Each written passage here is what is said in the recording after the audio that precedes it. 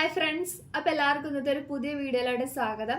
അപ്പോൾ നമ്മുടെ അടുത്ത് കുറേ ദിവസമായിട്ട് എല്ലാവരും മെസ്സേജ് അയച്ചിട്ട് ചോദിക്കുന്നുണ്ട് കേട്ടോ, ചേച്ചി എസ്എ ക്വസ്റ്റ്യൻസ് ഇടാവോ എന്നുള്ളൊരു കാര്യം. അപ്പോൾ നമ്മൾ ഇന്ന് വന്നിട്ടുള്ളത് ഫസ്റ്റ് സെം എക്സാമിന് മെയിനായിട്ട് ചോദിക്കാൻ സാധ്യതയുള്ള എസ്എ ക്വസ്റ്റ്യൻസിന്റെ ഡിസ്കഷനുമായിട്ടാണ്. അപ്പോൾ ഇതുവരെ നമ്മുടെ ചാനൽ സബ്സ്ക്രൈബ് ചെയ്യാത്തവരുണ്ടെങ്കിൽ സബ്സ്ക്രൈബ് ചെയ്ത് സപ്പോർട്ട് ചെയ്യുക. അപ്പോൾ നമുക്ക് വീഡിയോയിലോട്ട് പോവാം. അപ്പോൾ ഈ ഒരു വീഡിയോയിൽ നമ്മൾ 10 യൂണിറ്റിന്റെയും ഇമ്പോർട്ടന്റ് ആയിട്ടുള്ള എസ്എ ക്വസ്റ്റ്യൻസ് ആണ് ഡിസ്കസ് ചെയ്യുന്നത്.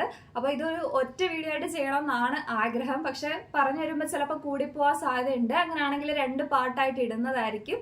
അപ്പോൾ നമ്മുടെ ഫസ്റ്റ് യൂണിറ്റ് എന്ന് പറയുന്നത് ഒരു ഇൻട്രൊഡക്ഷൻ ചാപ്റ്റർ ആണ്. അപ്പോൾ ആദ്യം തന്നെ ആ ഒരു ചാപ്റ്ററിൽ നിന്ന് വരാൻ സാധ്യതയുള്ള എസ്എ ക്വസ്റ്റ്യൻസ് ആണ് നമ്മൾ നോക്കുന്നത്. ആദ്യം തന്നെ നമ്മൾ പറഞ്ഞിട്ടുണ്ടായിരുന്നു, ആ ഒരു ചാപ്റ്ററിന്റെ കാര്യം നമ്മൾ ഓൾറെഡി ഡിസ്കസ് ചെയ്തിട്ടുണ്ട്, എന്നാൽ പോലും പറയാം. അതിൽ നിന്ന് വരാൻ ചാൻസ് ഉള്ള ഒരു എസ്എ ക്വസ്റ്റ്യൻ എന്ന് പറയുന്നത് എപ്പിത്തീലിയത്തിന്റെ ക്ലാസിഫിക്കേഷൻ അല്ലെങ്കിൽ ടിഷ്യൂസിന്റെ ക്ലാസിഫിക്കേഷൻ ചോദിക്കാൻ ചാൻസ് ഉണ്ട്. കൂടെ തന്നെ അതിന്റെ എക്സാമ്പിൾസും എക്സ്പ്ലെയിൻ ചെയ്യുന്ന രീതിയിൽ ചോദിക്കാൻ ചാൻസ് ഉണ്ട്. ഇപ്പം കോളംനാർ അങ്ങനെ ഡിഫറെന്റ് ടൈപ്സ് ഉണ്ട്. അപ്പം ആ ഒരു ഏതൊക്കെയാണെന്ന് എഴുതിയിട്ട് അതിന്റെ എക്സ്പ്ലനേഷനും കാര്യങ്ങളും ചോദിക്കാൻ ഇമ്പോർട്ടന്റ് ആയിട്ടുള്ള ഒരു ക്വസ്റ്റ്യൻ ആണ് ഫസ്റ്റ് ചാപ്റ്ററിൽ നിന്ന് ചോദിക്കാൻ ചാൻസ് ഉള്ളത്. മെയിൻ ആയിട്ട് ഫസ്റ്റ് ചാപ്റ്ററിൽ നിന്ന് എസ്എ ആയിട്ട് ചോദിക്കാൻ ചാൻസ് ഉള്ളത് ആ ഒരു ക്വസ്റ്റ്യൻ ആണ്.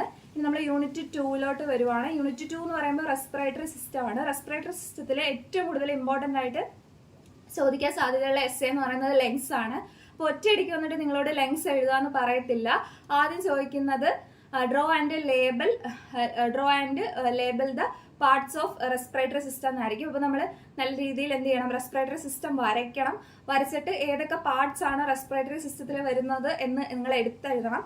കൂടെ തന്നെ ഏതെങ്കിലും ഒരു പാർട്ടായിരിക്കും ചോദിച്ചിട്ടുണ്ടാവുക. അപ്പൊ കൂടുതൽ സാധ്യത ലെങ്സ് ചോദിക്കാനാണ്. ലെങ്സിൽ തന്നെ ചിലപ്പോൾ ലെഫ്റ്റ് ലെങ് മാത്രം ചോദിക്കും, ചിലപ്പോൾ റൈറ്റ് ലെങ്ങും ചോദിക്കും, ചിലപ്പോൾ ലെങ്സ് എന്ന് മാത്രമേ ചോദിക്കത്തുള്ളൂ. അപ്പൊ നിങ്ങൾ ഏതാണോ ചോദിക്കുന്നത് അതനുസരിച്ച് തന്നെ എഴുതണം. ഇപ്പം ലെഫ്റ്റ് ലെങ് എടുത്ത് ചോദിക്കുവാണെങ്കിൽ എന്ത് ചെയ്യണം, ലെഫ്റ്റ് ലെങ്ങിന് പ്രത്യേകത ഉള്ള ഒരുപാട് കാര്യങ്ങളുണ്ട്. ഇപ്പൊ ലോബ്സിന്റെ കാര്യത്തിലും ഫിഷേഴ്സിന്റെ കാര്യത്തിലും ഒക്കെ റൈറ്റ് ലെങ് ലെഫ്റ്റ് ലെങ് ഒരുപോലല്ല. അപ്പൊ നിങ്ങൾ ആ ഒരു ഡിഫറൻസ് കറക്റ്റ് ആയിട്ട് തന്നെ എഴുതണം. സോ ഏത് ചോദിച്ചാലും എഴുതുന്ന രീതിക്ക് പഠിച്ചു വെക്കണം. റെസ്പിറേറ്ററി സിസ്റ്റം വരയ്ക്കാനായിട്ടൊന്ന് പഠിച്ചു വെക്കുക. അടുത്തതായിട്ട് ആ ചാപ്റ്ററിൽ നിന്ന് ഇമ്പോർട്ടന്റ് ആയിട്ട് ഇപ്പം ഒരു കാര്യം പറഞ്ഞാൽ ഇപ്പം റെസ്പിറേറ്ററി സിസ്റ്റത്തിൽ ആദ്യം വരയ്ക്കാൻ പറയാൻ ശേഷം ലെങ്സിൽ തന്നെ നമ്മൾ എടുത്തു പറയും ഏതൊക്കെ ഡീറ്റെയിൽഡ് ആയിട്ട് പറയണം എന്ന് പറയും. കാരണം എക്സാമ്പിൾ പറയുമ്പോൾ ലോബ്സ് ചോദിക്കാം, റിലേഷൻസ് ചോദിക്കാം, ഫിഷേഴ്സ് ഏതൊക്കെയാണെന്ന് എഴുതേണ്ടതായിട്ട് വരും, ബ്രോങ്കോ പൾമണറി സെഗ്മെന്റ്. അപ്പൊ നിങ്ങൾക്ക് താഴോട്ട് ചിലപ്പോൾ തന്നേക്കാം ഈ ഒരു ഹെഡിങ്ങിൽ എക്സ്പ്ലെയിൻ ചെയ്യണമെന്ന്. അപ്പോൾ ഉറപ്പായിട്ടും ആ ഒരു ഹെഡിങ് അതിനകത്ത് വന്നിരിക്കണം. ഇത് കൂടാതെ നിങ്ങൾക്ക് ചോദിക്കാൻ സാധ്യതയുള്ള മറ്റൊരു ചോദ്യമാണ് ഇതുപോലെ തന്നെ പാർട്സ് ഓഫ് വരയ്ക്കാൻ പറയും റെസ്പിറേറ്ററി സിസ്റ്റം, എന്നിട്ട് പാർട്സ് ഏതൊക്കെയാന്ന് എഴുതാൻ പറയും. അതിനുശേഷം ഏതെങ്കിലും 2 റെസ്പിറേറ്ററി ഓർഗൻസ് എക്സ്പ്ലെയിൻ ചെയ്യാൻ ചിലപ്പോൾ പറയാം. അപ്പൊ നിങ്ങൾ അങ്ങനെയും കൂടെ പഠിച്ച് വെക്കണം. അങ്ങനെ ചോദിക്കാനും ചാൻസ് ഉണ്ട്. പിന്നെ ആ ചാപ്റ്ററിലും ഇമ്പോർട്ടന്റ് ആയിട്ടുള്ള ഒരു ക്വസ്റ്റ്യൻ ആണ് muscles of respiration. Muscles of respiration ഏതൊക്കെയാണോ മസിൽസിന്റെ പേര് എഴുതണം. അതിൽ തന്നെ ഡയഫ്രം ഒക്കെ കൂടുതലായിട്ട് എക്സ്പ്ലെയിൻ ചെയ്ത് എഴുതാൻ ചോദിക്കാൻ സാധ്യതയുണ്ട്. അപ്പൊ നിങ്ങൾ ഡയഗ്രം എല്ലാം വരച്ചിരിക്കണം, ആ ഒരു കാര്യം മറന്നു പോരുത്. അപ്പൊ ഇതാണ് മെയിൻ ആയിട്ട് ഇമ്പോർട്ടന്റ് ആയിട്ട് ചോദിക്കാൻ സാധ്യതയുള്ള എസ്എ ക്വസ്റ്റ്യൻസ്. നമ്മൾ ഷോർട്ട് നോട്ട് ഈ വീഡിയോയിൽ ഡിസ്കസ് ചെയ്യുന്നില്ല. അടുത്തതായിട്ട് ഡൈജസ്റ്റീവ് സിസ്റ്റം ആണ് 3rd യൂണിറ്റ്. അപ്പൊ ഇതിൽ ഇമ്പോർട്ടന്റ് ആയിട്ട് ഇതുപോലെ തന്നെ ആദ്യം പറയുന്ന question draw neat diagram of digestive system. Label ചെയ്യുകയും വേണം. നിങ്ങൾ വരച്ചാൽ മാത്രം പോരാ, ഏത് പിക്ചർ വരച്ചാലും അതിൽ ലേബലിങ് മസ്റ്റ് ആണ്. അപ്പം ഡൈജസ്റ്റീവ് സിസ്റ്റം വരയ്ക്കണം. എന്നിട്ട് ചിലപ്പോൾ ചോദിക്കുന്നത് ഇതുപോലെ ഒരു ക്വസ്റ്റ്യൻ വന്നിട്ട് സെക്കൻഡ് ക്വസ്റ്റ്യൻ ആയിട്ട് അതിൽ തന്നെ സബ് ക്വസ്റ്റ്യൻ ആയിട്ട് ചോദിക്കുന്നത് സ്റ്റൊമക്ക് ആയിരിക്കും. എസ്എയിൽ മെയിൻ ആയിട്ട് ചാൻസ് സ്റ്റൊമക്ക് ചോദിക്കാനാണ്. സ്റ്റൊമക്ക് ഒരു എസ്എ ക്വസ്റ്റ്യൻ ആണ്. പിന്നെ ഇമ്പോർട്ടന്റ് ആയിട്ട് ചോദിക്കാൻ സാധ്യതയുള്ളത് ഇതുപോലെ തന്നെ draw neat labelled diagram of digestive system. അതിന്റെ ബി പാർട്ടായിട്ട് നിങ്ങൾക്ക് ലിവർ ചോദിക്കാൻ ഇമ്പോർട്ടന്റ് ആയിട്ടുള്ള ഒരു ക്വസ്റ്റ്യൻ ആണ്. ലിവർ ഒരു എസ്എ ക്വസ്റ്റ്യൻ ആയിട്ട് ചോദിക്കാം. പിന്നെ ഇമ്പോർട്ടന്റ് ആയിട്ടുള്ളത് പാങ്ക്രിയാസ്. പാങ്ക്രിയാസ് ഇതുപോലെ തന്നെ ഇമ്പോർട്ടന്റ് ആയിട്ട് ചോദിക്കാൻ പറ്റിയ സാധനമാണ്, ഇമ്പോർട്ടന്റ് ആയിട്ട് ചോദിക്കാൻ പറ്റിയ ഒരു ക്വസ്റ്റ്യൻ ആണ്. കൂടെ തന്നെ salivary gland. Salivary gland major salivary gland ഉണ്ട്, മൈനർ ഉണ്ട്. അപ്പം അതൊക്കെ എക്സ്പ്ലെയിൻ ചെയ്ത് എഴുതുന്ന രീതിയിലായിരിക്കും കൂടുതലായിട്ട് ചോദിക്കുക. സോ ഇതുപോലെ ചോദിക്കാം. ഇനി കൂടെ തന്നെ ചിലപ്പോൾ ഇങ്ങനെ ഒരു ക്വസ്റ്റ്യനും വരാം, draw neat labelled diagram of digestive system, explain any 2 organs in digestive system എന്ന് ചോദിച്ചാൽ നിങ്ങൾ ഇഷ്ടമുള്ള 2 നിങ്ങൾക്ക് എടുത്ത് എഴുതാം. ഇപ്പം ഡൈജസ്റ്റീവ് ആകുമ്പോഴത്തേക്ക് നിങ്ങൾക്ക് ഈസോഫാഗസ് എഴുതണമെങ്കിൽ ഈസോഫാഗസ് എഴുതാം, സ്റ്റൊമക്ക് എഴുതണമെങ്കിൽ സ്റ്റൊമക്ക് എഴുതാം. അങ്ങനെ നിങ്ങൾക്ക് ഇഷ്ടമുള്ള 2 എഴുതാൻ പറയാം. സ്മോൾ ഇൻറ്റെസ്റ്റൈൻ എഴുതാൻ അങ്ങനെ എഴുതാം. അപ്പൊ ഇങ്ങനെ ചോദിക്കാൻ ചാൻസ് ഉണ്ട്. അപ്പൊ ഇതാണ് ഈ ചാപ്റ്ററിൽ നിന്ന് മെയിൻ ആയിട്ട് വരാൻ ചാൻസ് ഉള്ള എസ്എ ക്വസ്റ്റ്യൻസ്. അടുത്തത് യൂണിറ്റ് 4 ആണ് കാർഡിയോവാസ്കുലാർ സിസ്റ്റം. കാർഡിയോവാസ്കുലർ സിസ്റ്റത്തില് നിങ്ങളടുത്ത് ആദ്യം ഡയഗ്രാം വരയ്ക്കാൻ പറയുന്നത് labelled diagram of the heart ആയിരിക്കും മിക്കവാറും പറയുന്നത്. ചെമ്പേഴ്സ് എല്ലാം ഇൻക്ലൂഡ് ചെയ്തുകൊണ്ടുള്ളൊരു ഹാർട്ടിന്റെ പിക്ചർ ആയിരിക്കാം ചിലപ്പോൾ ഇൻട്രൊഡക്ഷൻ ആയിട്ട് പറയുന്നത്. അപ്പം അഥവാ ഇപ്പം അല്ലാണ്ട് ഇപ്പൊ കാർഡിയോവാസ്കുലർ സിസ്റ്റം എന്ന് ചോദിച്ചു കഴിഞ്ഞാൽ നിങ്ങൾ ഇതുപോലെ തന്നെ ഹാർട്ട് വരുന്ന രീതിയിൽ വരച്ച് വെക്കുക. അതിനുശേഷം ഹാർട്ട് മാത്രമായിട്ട് എസ്സേ ചോദിക്കാം. ഇനി എടുത്തു വേണമെങ്കിൽ ഇപ്പം ഓരോ ചേംബേഴ്സ് ചോദിക്കാം. ഇപ്പോൾ ചിലപ്പോൾ വെൻട്രിക്കിൾ മാത്രം ആയിട്ട് ചോദിക്കാം, വെൻട്രിക്കിൾസ് ഓഫ് ഹാർട്ട് എന്ന എസ്സേ ചോദിക്കാം, ചിലപ്പം ഏട്രിയം ഓഫ് ഹാർട്ട് എന്ന് ചോദിക്കാം. ഇനി ചിലപ്പോൾ എടുത്ത് റൈറ്റ് വെൻട്രിക്കിൾ എന്ന്, അങ്ങനെയൊക്കെ ഡിഫറെന്റ് ഏത് രീതിയിൽ വേണമെങ്കിലും ചോദിക്കാം. അപ്പം നിങ്ങൾ ഇതെല്ലാം എക്സ്പെക്ട് ചെയ്തിരിക്കണം.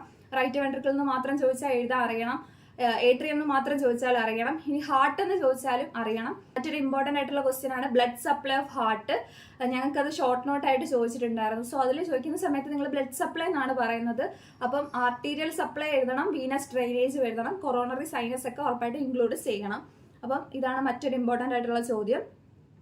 അടുത്തത് അതിന് ചോദിക്കാനുള്ളൊരു ഇമ്പോർട്ടന്റ് ക്വസ്റ്റ്യൻ ആണ് describe any two lymphoid organs. ഏതെങ്കിലും 2 ലിംഫോയിഡ് ഓർഗൻസ് എക്സ്പ്ലെയിൻ ചെയ്യാൻ ചോദിക്കാം. അങ്ങനെ ചോദിച്ചു കഴിഞ്ഞാൽ നിങ്ങൾക്ക് എഴുതാനായിട്ട് ഒരുപാട് ഓപ്ഷൻസ് ഉണ്ട്. ലിംബിനോട് വേണമെങ്കിൽ എഴുതാം, സ്പ്ലീൻ എഴുതാം, തൈമസ് എഴുതാം, ടോൺസിൽസ്. ഇതിലേതെങ്കിലും നിങ്ങൾക്ക് ചൂസ് ചെയ്തിട്ട് എഴുതാം.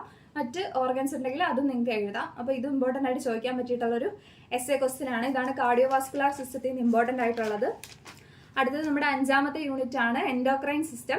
എൻഡോക്രൈൻ സിസ്റ്റം നല്ല ഇമ്പോർട്ടൻ്റ് ആണ്. ശരിക്കും നിങ്ങൾ നല്ല രീതിയിൽ പഠിക്കേണ്ട ഒരു ചാപ്റ്റർ ആണ്. ഏത് എൻഡോക്രൈൻ ഗ്ലാൻഡ് വേണമെങ്കിലും എടുത്ത് ചോദിക്കാൻ ഭയങ്കര ഇമ്പോർട്ടൻസ് ഉണ്ട്.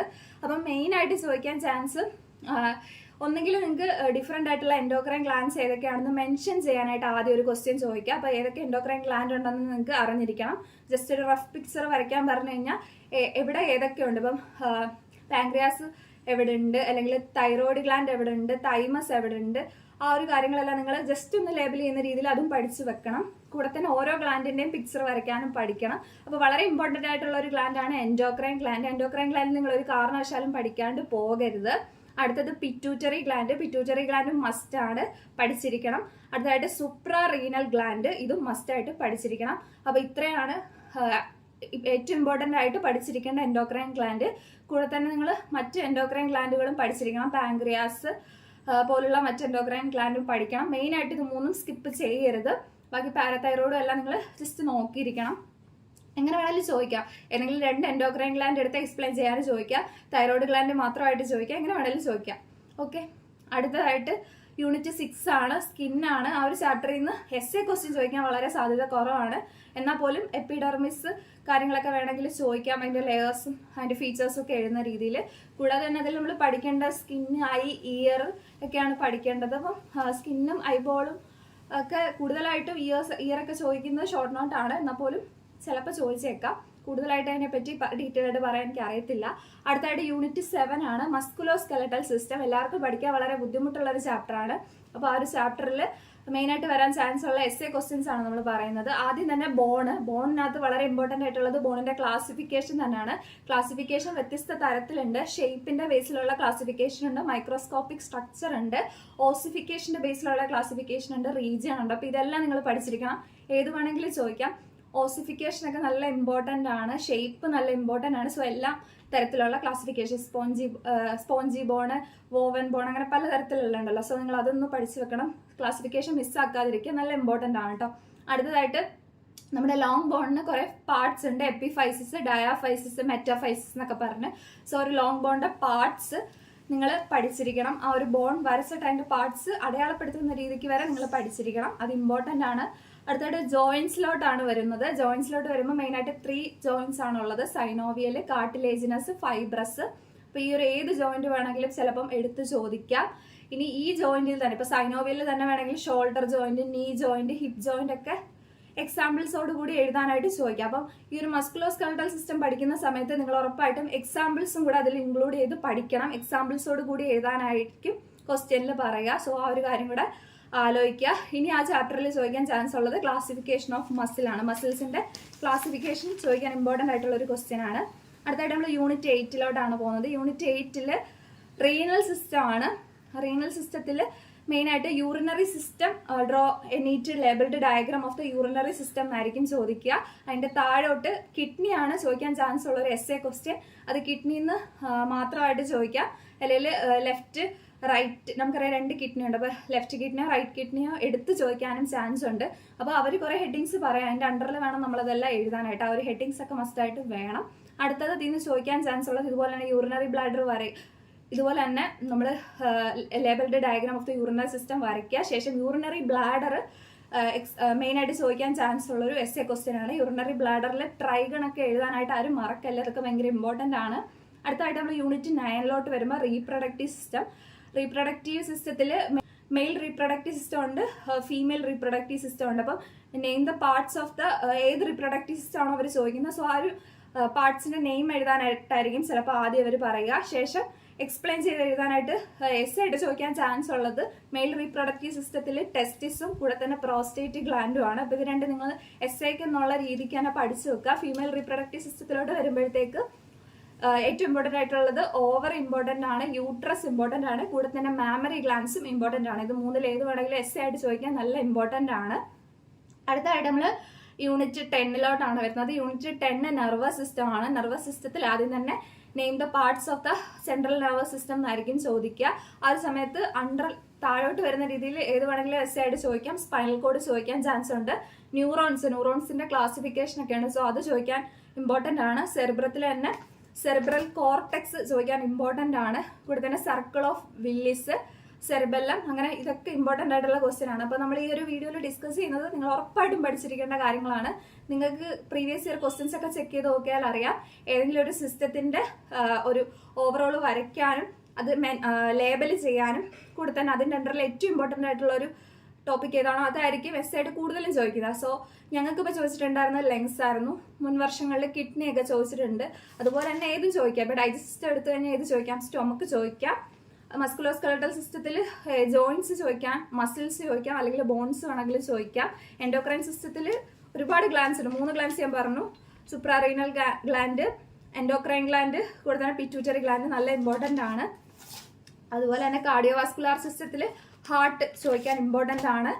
റീനൽ സിസ്റ്റത്തിൽ കിഡ്നി ചോദിക്കാം. റീപ്രൊഡക്റ്റീവ് സിസ്റ്റത്തിൽ ടെസ്റ്റിസ് ചോദിക്കാം, യൂട്രസ്, മാമറി ഗ്ലാൻഡ്, ഓവറി ഒക്കെ ചോദിക്കാം. സോ ഇതെല്ലാം നിങ്ങൾ പഠിച്ചു വെക്കുക. ബ്രെയിനൊക്കെ മേ ബി ചോദിക്കാം. സോ ഇത് ഇത്രയും എസ് എന്നുള്ള ലെവലിൽ നിങ്ങൾ മസ്റ്റായിട്ടും പഠിച്ചിട്ട് പോകേണ്ട ക്വസ്റ്റ്യൻസ് ആണ്. ഇതിലില്ലാത്ത ക്വസ്റ്റ്യൻസും ഉറപ്പായിട്ട് ചോദിക്കാൻ ചാൻസ് ഉണ്ട്. നമുക്കങ്ങനെ ഉറപ്പൊന്നും പറയാൻ പറ്റത്തില്ല. അപ്പം എല്ലാവരും വീഡിയോ ചെയ്യണമെന്ന് പറഞ്ഞുകൊണ്ട് മാത്രമാണ് നമ്മൾ ഈ ഒരു വീഡിയോ ഇട്ടിട്ടുള്ളത്. അപ്പം എല്ലാവരും ഇതൊക്കെ പഠിച്ചിട്ട് പോവുക. അപ്പോൾ ഇതുപോലുള്ള എന്തെങ്കിലും വീഡിയോസ് വേണമെന്നുണ്ടെങ്കിൽ ജസ്റ്റ് ഒന്ന് കമൻറ്റ് ചെയ്യുക. എനിക്ക് വരുന്ന വീക്ക് എക്സാം ആണ്. സോ 2 ദിവസം കൂടെ നമ്മൾ വീഡിയോസ് ചെയ്യത്തുള്ളൂ. അപ്പോൾ അതിനുള്ളിൽ മാക്സിമം ഇതുപോലെ ഇമ്പോർട്ടൻ്റ് ആയിട്ടുള്ള വീഡിയോസ് ചെയ്യാൻ ശ്രമിക്കുന്നതാണ്. എന്തെങ്കിലും ഡൗട്ട്സ് ഉണ്ടെങ്കിൽ ഉറപ്പായിട്ടും ഇൻസ്റ്റഗ്രാമിൽ മെസ്സേജ് അയയ്ക്കുക. പറ്റുന്ന പോലെ റിപ്ലൈ തരുന്നതായിരിക്കും. അപ്പം എല്ലാവരും നന്നായിട്ട് പഠിക്കുക. സമയമുണ്ട്. ഇപ്പോഴും ടെൻഷൻ ഉണ്ടെന്നൊക്കെ പറയുന്നവരുണ്ട്. പഠിക്കാൻ പറ്റുന്നില്ല, പഠിക്കാനുള്ള സമയം ഉണ്ടോ എന്ന് ചോദിക്കുന്നവരുണ്ട്. ഉറപ്പായിട്ടും നിങ്ങൾക്ക് അതിനുള്ളൊരു സമയമുണ്ട്. അപ്പോൾ ഉള്ള സമയത്ത് നിങ്ങൾ മാക്സിമം പെട്ടെന്ന് തന്നെ പഠിച്ച് തീർക്കാനായിട്ട് ശ്രമിക്കുക. നിങ്ങളെ കൊണ്ട് പറ്റും. അപ്പോൾ ഇതൊക്കെയാണ് നമ്മൾ ഇന്നത്തെ വീഡിയോയിൽ ഡിസ്കസ് ചെയ്യുന്നത്. അപ്പോൾ നിങ്ങൾക്ക് ഈ ഒരു വീഡിയോ യൂസ്ഫുൾ ആയില്ല എന്നുള്ളൊരു കാര്യം ഉറപ്പായിട്ട് കമൻറ്റ് ചെയ്യുക. കമൻറ്റ്സ് വരുന്നതനുസരിച്ചായിരിക്കും നമ്മൾ അടുത്ത വീഡിയോസ് ഒക്കെ ചെയ്യുന്നത്. വീഡിയോ ഇഷ്ടമായാലും ചാനൽ ഉറപ്പായിട്ടും സബ്സ്ക്രൈബ് ചെയ്ത് സപ്പോർട്ട് ചെയ്യുക. അപ്പോൾ നമുക്ക് മറ്റൊരു വീഡിയോ ആയിട്ട് കാണാം. ബൈ.